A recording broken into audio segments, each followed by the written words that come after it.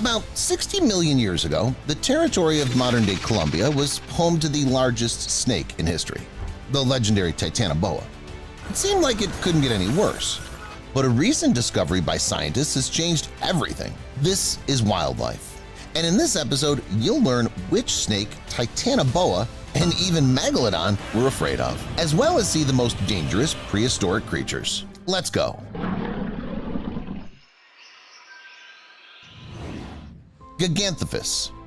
What snake will be the first one to come to your mind if you're asked to imagine the largest snake in the world? I think most people would immediately think of an anaconda or Titanoboa. In general, this is the way it is, but all this may turn out to be wrong. The fact is that not so long ago, people found the remains of a certain Gigantophus, which lived about 40 million years ago. In its time, the snake lived in the territory of the northern Sahara, where today are Algeria and Egypt. It was Gigantophus that was considered the largest snake species until humans encountered Titanoboa. However, only recently the world of science has found itself turned upside down again. Researchers from Britain stumbled upon the unique remains of a snake which length exceeded 66 feet. Of course, first they thought of Titanoboa, but the scientists were really surprised when they realized it was actually Gigantophus. Turns out that these big creatures could grow to such a size.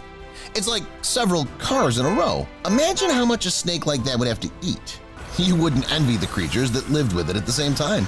According to scientists, the main food of Gigantophus was ancient elephants, which were never in short supply in the desert. Did you think there was really such a large snake slithering in the past? Or have scientists confused something, and Titanoboa still remains the largest snake ever? Share your opinion in the comments. Acrocanthosaurus. Mankind knows of all sorts of dinosaurs, but for some reason, everyone forgot about Acrocanthosaurus. I'll tell you what, we shouldn't have forgotten. This unusual animal had a skull length of more than 47 inches and a total length of 39 feet. The weight of the giant could be 5.5 to 6 tons. Acrocanthosaurus had perfectly developed dorsal muscles that supported the hump. Its legs were relatively short, the front paws were also short but massive, with very large claws. Nevertheless, although its claws were really big, the animal could not tear the prey with them. The limbs were extremely small, so all they were good for was the role of an auxiliary tool for holding something. But the jaws of Acrocanthosaurus were always ready to devour a couple or 3 enemies. Incredibly powerful jaw, coupled with long and at the same time razor-sharp teeth, made its mouth a full-fledged meat grinder. Being in the mouth meant imminent death. But even if the prey miraculously escaped or didn't let the predator grab it, it couldn't run for long. But this prehistoric monster was always ready to run for it. The thing is that its hump allowed it to keep additional muscle mass to strengthen its back, which was very useful during any hunt. The next monster is nicknamed Godzilla, but it's not the one you're thinking of. I'm talking about Decasaurus, a creature distinguished from the rest by its incredibly massive skull. Animals could find this predator anywhere, but most of the time it preferred to spend time underwater. Because of this, Decasaurus strongly resembled a crocodile with a length of about 13 to 16 feet, which was specifically adapted for life in the sea. I'll tell you a secret, this giant was a crocodile, or rather a crocodilomorph. Its tall and elongated skull meant that Decasaurus was very different from other congeners and had an even more impressive body shape, adapted to an aquatic lifestyle. As the scientists found out, creatures like it had legs, although they were hidden somewhere under the torso. Of course, there's nothing to do underwater with legs, so Decasaurus thought the same thing. Over time, it didn't stand still and constantly evolved, becoming more and more agile and nimble in the aquatic environment. Decasaurus also had a 2-lobed tail, which provided additional driving force. While most marine crocodiles appear to have been fish eaters, the skull and jaws of Decasaurus, combined with its large teeth, indicate that it hunted large prey. Large fish, as well as other marine reptiles, could become its prey. It hid somewhere among the algae, waited for the right moment, made a quick lunge towards the opponent and stunned it, depriving it of the ability to move and assess the situation. As soon as the target was disoriented, Decasaurus finished it off with its jaws and dragged it to a more secluded place where no one would disturb its dinner process. Dunkleosteus.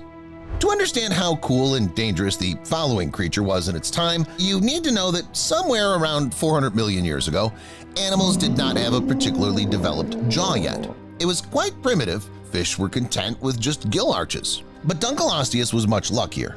With evolution, it acquired a huge and working jaw with which it could tear a fin or more off any ill-wisher with just one bite. This speedy giant, which was 20 feet long and weighed a ton, glided through the water and felt like a king. It had no teeth, but it had a strong beak growing out of its bone armor.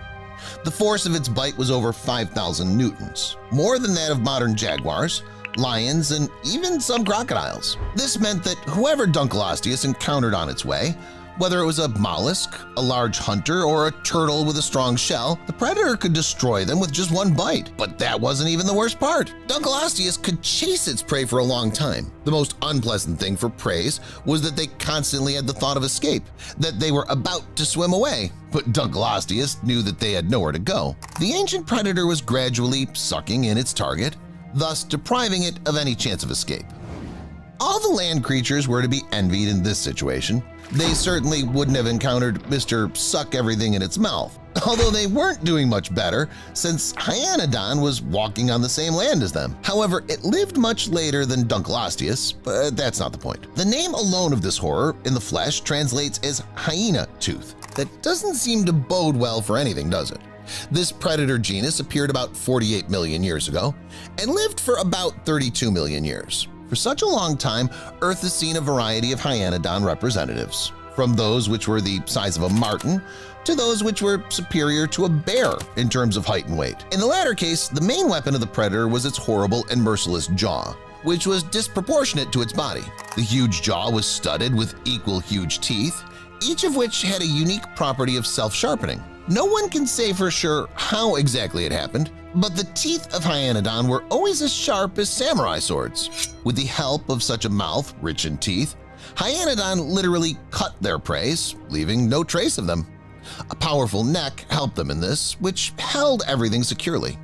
The short legs were quite strong and allowed Hyanodon to easily catch up with absolutely any herbivores. However, this monster couldn't run for a long time, which means that it preferred the ambush type of hunting. Well, you look at these ancient monsters and you can't help but think to yourself, it's a good thing we don't have such horrible creatures nowadays.